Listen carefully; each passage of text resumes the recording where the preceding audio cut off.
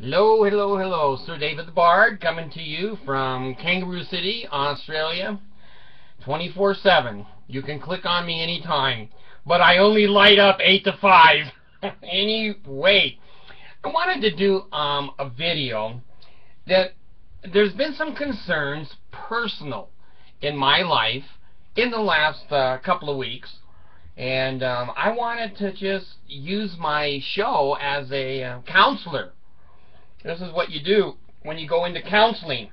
Since I'm a counselor myself, I've heard these stories a million times, people coming in, but I'm coming into you. So you're sitting at the desk.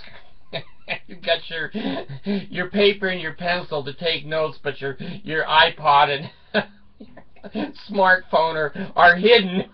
So you're playing damn games while I'm pouring my heart out to you, but that's counseling, you know.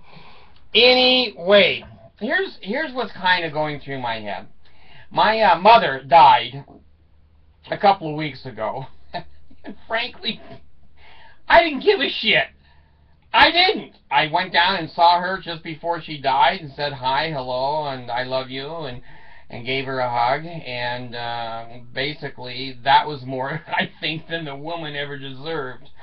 So anyway, that's kind of in the back of my mind, how I was treated as a child, and what I've experienced. Let me blow in my microphone. No, that is not sexual. That is still some insulation that's coming off the ceiling here. Anyway, then I was watching the news here, and I noticed Annette Funicello, my old girlfriend. Other than Marie Osmond, Annette could have had me, but she missed the boat. She dies. Well, hell, you know, that's Frankie Avalon and Beach Blanket, My Bingo, and all of the movies I grew up with. And I saw as a child. Well, she's gone. Then I saw Jonathan Winters. God dang, he's gone. Now, where they're going, you don't know, and I don't know. But they're not here. We know that. So I'm starting to see now. I'm pushing 66 now. You know, I was 65 there in February, and going on 66. And I remember the Tonight Show. I remember the Tonight Show when Jack Paar was the host. Then I remember Steve Allen as the host. And then I remember Johnny Carson and now Jay Leno. And Leno's biting the dust at the end of the year. And some new guy's going to be there. I've spanned a lot of life. A lot of life. I had no computers when I was growing up. I had no cell phones. I was the most famous insurance agent in Massachusetts. I was the first one. I was successful at insurance, and I was the first one that had a car phone. It had a phone about as big as this in the car, and the whole trunk was full of one huge box that made that phone work. And it had a red and a green light on it. And we all had to share, the rich kids, all had to share the same line. So you'd look down and it was red, you couldn't call. But as soon as it was green, you could push it and you could pick it up. Now, it was it didn't go to satellite. We never heard the word satellite. So it would go to like a ground station on a mountain. And then it would bounce off of that and go to the telephone number. Well, we thought we were hot shit with that phone. My 10-year-old has a phone that calls anywhere in the world now. It's as big as a cigarette pack. God dang. She can get the internet, she can get games, she can get anything she wants. So I've been down the road, folks. This ain't my first rodeo. I hope it's the last. Now here's what I kind of wanted to express to you, my counselors. I don't know how to grow old gracefully. I can't do anything gracefully, and growing old is also one of those things I can't do. I don't know if the rest of you have these feelings or these situations come up in your life. I had a lot of people that said I shouldn't have adopted my my Asian girls. One is Allison is 10 and Abby is 14. Said you'll never live long enough to raise them. Well, okay, but in their country, they wouldn't have parents either. So you know, 6 of one, half dozen of the other. Well, I've made it to pushing 66 now, and if I died, you know, today, which I hope I do, damn it. Anyway, they could make it. They could make it at their age now. Well, a lot of people said, well, old people shouldn't have children. Those people were prophets. God, let me tell you. The Bard is going to tell you the damn truth. I used to work for R.C. Merriam, M-E-R-R-I-A-M. He owned the damn Webster Dictionary, the Merriam-Webster Dictionary.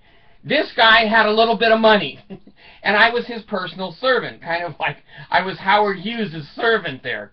And I sat in his house all day long, and he would watch TV, and when he had to go to the bathroom, I'd walk him to the bathroom or walk him to the table for food or whatever, and I was there as a male nurse, I guess. Well, he had a son, and Alan's going to sue my ass when he sees this. He's a multi-millionaire rich guy because he inherited his father's money. Well, I used to sit in the living room there, and we'd be watching TV, and Alan would come in, and he'd sit down, and the father, he had Parkinson's disease, and he had a hard time communicating and speaking, but I could understand him, and he'd say, you know, Alan, go do your homework. And Alan would look at him and go, screw you! And I didn't come from a family like that, you know. I wasn't a perfect child, but damn close to it. I was pretty good till I was 30. Then I became a 2-year-old. But anyway, I was shocked. And the old man, he couldn't stand up. He couldn't wave his arms. He couldn't do anything except take that humiliation. Well, I was only 15 or 16, and Alan was about 12.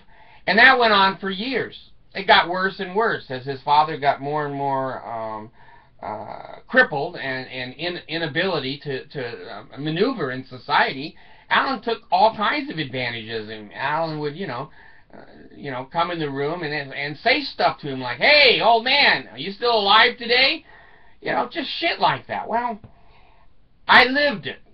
I saw it with my own eyes. I heard it with my own ears. Now let me tell you now, 50 years, 60 years later, how I'm reacting to that. I have 2 girls. One's 10, I told you, and one is 14. Well, the 14-year-old, she's starting to be a teenager, and those of you that are parents, I don't need to say anything more. And the 10-year-old, she's as, you all know, you call her, what do you guys call her? She steals like a criminal. What do you guys call her? Hot Hands Allison. God, I just came up here and found a candy bar. She's not allowed to have any food up here, but here's a candy bar. But anyway, they're good kids, but they're kids. They're kids. And I don't have any illusions of kids falling at my feet going, "Oh, we are respecting you, Father." We would never do anything. I'm not that stupid. These are my 13 and 14-year-old number kids. I've got 14. Allison's 14, her number, and Abigail is 13. So I don't have an illusion that they're going to worship me or even respect my ass. And they don't! They don't! When I try to chase them now, I can't catch them. God dang. You know, they'll bounce up and down and go, "Dad, you can't catch me, watch this." And they'll twirl around. I'm out in the front yard like an old bastard trying to catch my own kids. The little monsters. So I have to be cool and sneak up on them like a snake and then grab them. Well, anyway, you're getting the point. I'm losing control. Now, here's what I've done, okay? Now, and I'm not advising this. I'm just telling you as my counselor how paranoid I really can be. So I put in an intercom system into the house, okay?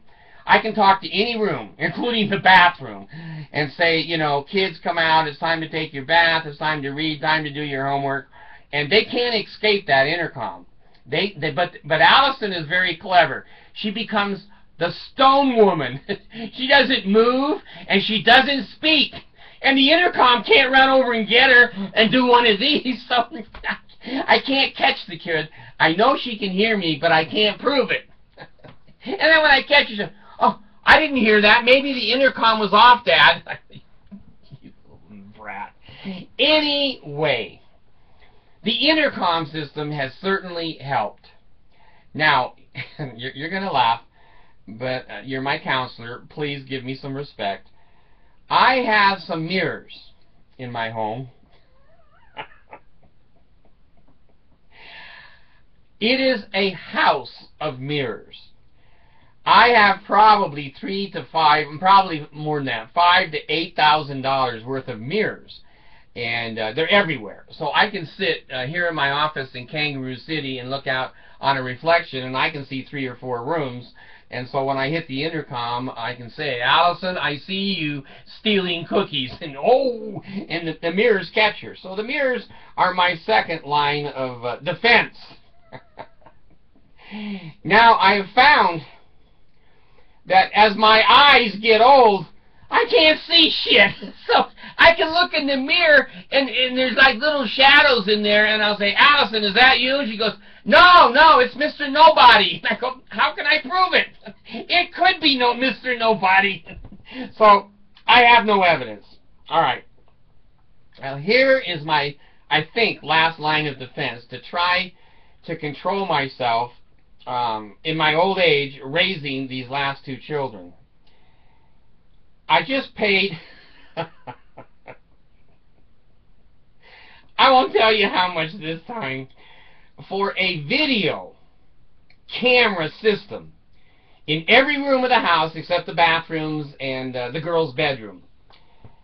It shows 24/7, and it records all sights and all sounds 24/7. Now, again, I'm not in this modern technology. I have a machine that they ordered. They said it's brand new, and it's coming, and they're going to hook it to my computer. And it's not gigabytes, millibytes. It ain't no bytes. It's telequamana. It records for like years and never needs to be erased. I think this one goes, God, I think it goes 24/7, 90 days, and then it starts to re-record over, you know, the next 90 days. So anyway, now I have sight and I have sound in every room except the bedroom and the bathroom. So now I can say to my kids, I can hear you fighting at the kitchen table. Abigail, go to your room. Now, my next line of defense, I'm going to buy a little robot. That little bastard will go over and grab the teenager and move her into her room. I can't catch her anymore. It's a good thing she has long hair, because sometimes I can catch the long hair, but most of the time she's like the invisible woman. So anyway, I can record 24/7. I hear everything that goes on in the house. And when home teachers come in and lie about the church, I just send the tape off to my YouTube so you can all see it. Salesmen come in and they tell me lying and cheating and stealing. I have that all on video. And so anyway, everything in the house is recorded 24/7. Now that does make you live a pretty decent life. Because if you're doing something you shouldn't be doing and it's recorded, you know, you're caught. That's it. How can most humans go, oh, that's not me. That's the guy on the Addams Family. That's not me. So anyway, I have all of these lines of defense, and now I'm just waiting for R2-D2, and most of you are too damn young to even know who that is. But that robot, if he can grab my kids for me and drag them to me, I'll pay him too. So I'm trying to get these last days of supervision of my kids. Now, on top of the camera system, I have a burglar alarm system now, and it's bitchin'. It works really good. So if someone opens the front door, right by my chair, it says, your front door opened. Now, I can hit the intercom, or I can hit the camera and look up and say, Allison, I see you sneaking food into the house. And she's scared, so I have control there. Or the patio door, it'll say patio. And if they try to escape through their window at night, it'll say, window, girls' room, open.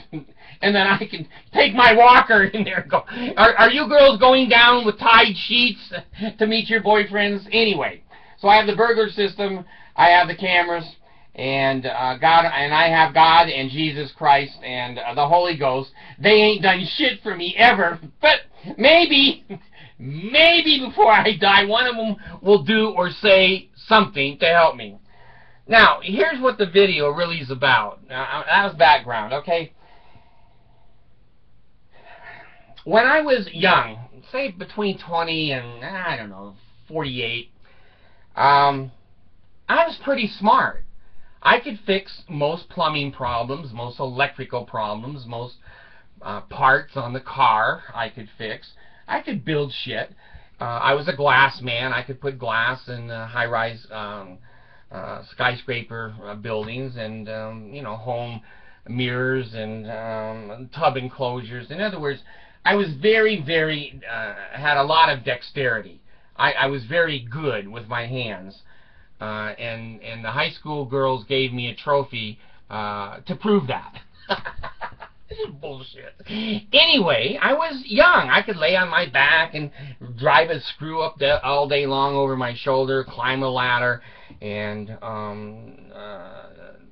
do things all day long. I worked putting screws into steel bolts all day, just a drill gun. Well, anyway, as I've aged, I now am perplexed with the situation where I can't do that shit anymore. Now, like I told you, I'm 66. My wife last year, she says, don't fix anything on the house.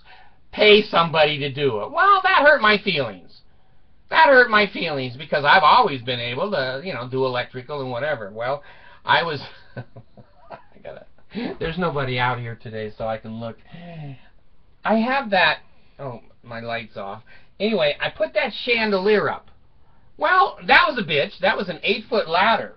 And, you know, when you're 287 pounds and you're on an 8-foot ladder, that looks like a North Korean missile about to be launched. So, I finally got it up, but I couldn't get it wired. And I kept buying and buying dimmer switches and putting them on, and they burn. Just burn and burn. Well, now I've learned that a chandelier takes 1,000, I think it's a watts. I think 1,000 watt dimmer, not 600. You put a 600 on it, it becomes useless. Anyway, I was upset that I couldn't fix that. And the light switch for that chandelier was in another room, and I wanted it changed. And I started to try to do that, and I have on my wall now something that I will always remember, and my family remembers every damn day of my life. I have this beautiful light switch on the wall, but it goes nowhere. It does nothing. It has no wires. It has no box. It's just a hole in the wall that I put a cover plate on because I thought I could put electricity in there. Well, I can't anymore. I can't anymore. And then yesterday, I was going to put up some new lights, additional lights in the bathroom, and I went out on the patio, and I have all of these cords out there on the patio that go to lights and intercoms and other things, and so I traced down what I thought was the extension cord that I wanted to cut, and I cut it. It wasn't the one that I wanted, and the sparks, I think, were unnecessary. The breaker box now yells, David, the bar, get your ass in here. So I snipped the wrong cord with you know, wire cutters. So I called Mercy, and I said, you know what, I'm too old. I can't do this shit anymore. I need somebody around to help me and to help me. And so she got out of bed on her day off and came out and watched me do. We call it the electrical dance. We call it Sparky. We call David the Bard is now Sparky the Bard. So I couldn't get it together, and I thought, well, shit. So I take this great big huge light out that I bought, beautiful light fixture, and it comes out with 5 wires. Now, what the hell do you do with 5 wires? I was expecting a hot, a cold, and a ground. What do you do with the other 2 wires? Well, you put them on, and you shock the shit out of yourself. You blow up, you know, $100 fixture, or you scare the kids. So finally, I put it away, and I took it back this morning. Now, as my counselor, here's what I'm trying to say. I'm growing old. Sometimes I forget if I even took my meds an hour ago. Sometimes I forget why I'm getting in the car and where I'm going. Sometimes I get off an off-ramp and I miss it that I've been getting off at for 150 years, but I still missed it. It's taken me more and more time to get dressed, take a bath, and shave, take my meds. I mean, it's taken me 1/3 of my life just to keep myself alive. God, I used to bounce out of bed when I was 20. I'd drive a charter bus. Within 10 minutes, I'd showered, shaved, got out the damn door, and was down at 2 o'clock in the morning picking up the BYU students. Well, homie, don't play that now. And I'm trying to adjust, and I'm coming to you as my counselor. I'm more limited now. I can't walk as far. I can't think as well. I have hardly any dexterity in this hand. After quad bypass surgery, the damn doctor screwed something up on these 3 fingers here, and I don't have any grip on those fingers. Try to put a screw in anything with that kind of a situation. I can't see as well. I still see pretty well. I have reading glasses, and that's it, but my night vision is down. And I'm trying to say to you as a counselor, I know I'm on my way out. Why can't I just open the damn door and go out? Why do I have to lay here? I've got a new one for you. Wetting the bed at night. Where the hell did that come from? I've never been a bedwetter. Take my meds?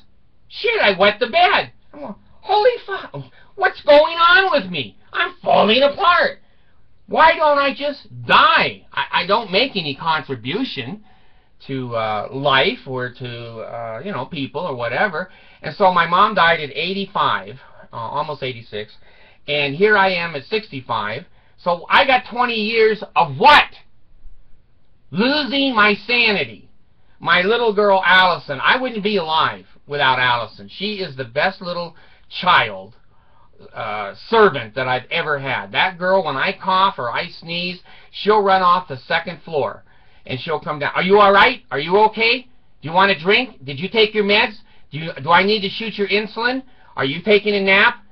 I wouldn't be alive without Allison. She really is an angel. Abigail is good, but Allison is the best. Allison is the best. And when I had heart surgery, I couldn't even breathe. Oxycontin every 30 minutes. I still could hardly breathe. It was so painful. And little Allison came in, and she did this and that, and changed the pillowcases and the sheets, and you know, just I can never repay the child. I never can repay the child. She tries to collect, but I could never repay. Oh, so anyway, I'm saying, what the hell am I going to live this next 20 years for? What am I going to do? I'm not going to build anything. I'm not going to fix anything. The kids will basically be gone in 8 or 9, 10 years. Now what? Now what? I love looking out the window here in Kangaroo City, and I love, you know, nature and the beauty and whatever, but I'm having a harder time coming up 4 staircases. I am. And, you know, I'm saying to myself, Self, can you grow old gracefully? And myself said, Self, no. You're an asshole. You've been an asshole and a bastard since you were born. And you're going to go out, and there's going to be a big applause when you're gone. Well, why can't I go now? I don't know if any of you feel that way. taken me a long time to be able to do this video because I was in denial. I thought, well, my mind has not faded as far as construction. I could build a house with my mind, but I can't even pick a damn hammer up with my body. That hurts. That hurts. Why do I have to be trapped in this body for the next 20 years and my girls becoming more and more of servants than daughters to keep me alive? My medications are $700 or $800, $900 a month. Shit, that's a lot of money. You could rent a house for that here in Kangaroo City and even have 4 kangaroos living in an extra bedroom. I don't much need a car anymore. Yeah, I drive. I haven't had a ticket. I haven't had a damn ticket since I was in my 30s. That's been, what, 40, 50 years ago. I haven't had a ticket. And I have a wreck about every other day. No, I haven't had a wreck either. But I'm finding I have nowhere to go. I have nothing to do. I don't want to go down to a movie house and sit with a bunch of strangers and watch a movie. I don't want to go to a concert and, you know, crowd for seats, get all the way in, and then I got to go take a piss every 15 or 20 minutes, and everyone's going, what the hell's wrong with this guy? So as my counselor, I'm waiting for your comments. How do I do this? How do I feel good about myself? If it wasn't for this video show, shit, I would have been gone. I have a video on here about Evanston, Wyoming, and you ought to take a look at it. The last time I tried to kill myself, I was in Evanston, Wyoming, and we have a joke in the house now. Dad's not feeling good. Get the car keys. I think he's headed to Evanston. We joke about it, but I'm mostly serious. I'm really having a hard time deteriorating mentally, emotionally, and mostly physically. Mostly physically. I've set my whole house up for ambulatory care for an elderly person. I don't want to go to a nursing home unless I'm out of my mind. If I'm out of my mind, I would have been there a long time ago. But anyway, if I can't remember your name, and that has to be multiple choice, you can't just say, what is my name? You got to give me 3 choices. You know, I have my room set up. I've got my intercoms and my burglar alarms. And now the nice thing about my new camera system is my wife, on any computer or any cell phone in the world, she can dial in my bedroom. And she can look at me and go, you bastard, you're still alive. I'm going to have to wait on my new boyfriend. So I have constant supervision, which I'm starting to need. Because when I go in the kitchen, I leave the burners on, I'm going to start a damn fire. And when I'm turning around, I'm so fat, I knock shit off the counters and leave the refrigerator door open, put my hand down the garbage disposal, and try to kill myself, and then realize my head was in the dishwasher. And we have an electric stove. It just got hot. I didn't die. I forgot you got to have a gas stove. So, all kidding aside, which is never possible with me, I need your help. Now, most of you are 20, my demographics, most of you are 20 years younger than I am. And maybe you're starting to just begin to deal with this. I know some of you are on depressive medications and have, you know, other kinds of problems. But I do too. And I try to seek help. Now, I don't chase the girls as much as I used to. And first of all, I can't catch them. And second of all, when I do catch them, I can't remember what to do with them. So, your sexual life is shit. Your mentality is shit. Your education is 50 years old. It's a half a century out of date. You know, you wet the bed. You fall out of bed. You drive, and you have to look 9 times to make sure it's a green light. It's different, folks. When your body deteriorates, it's different. And I know some of you have some words of wisdom for me. So in this group counseling session, please tell me, what good is it for me to spend another damn 20 years down here? I don't want to be here. But every time I try to kill myself, it doesn't work. Nothing works down here. So anyway, if you have some advice for the Bard and you have a way to grow old gracefully while you're shitting yourself, pissing yourself, having the kids have to feed you, balancing, holding on to everything you have around you so you don't fall down. I fell down in the parking lot in the snow a couple of months ago down here in Australia. It doesn't snow much down here, but when it does, it's a bitch. And I fell down, and I felt stupid. I felt stupid. I could hardly get up in the snow. It was so slippery.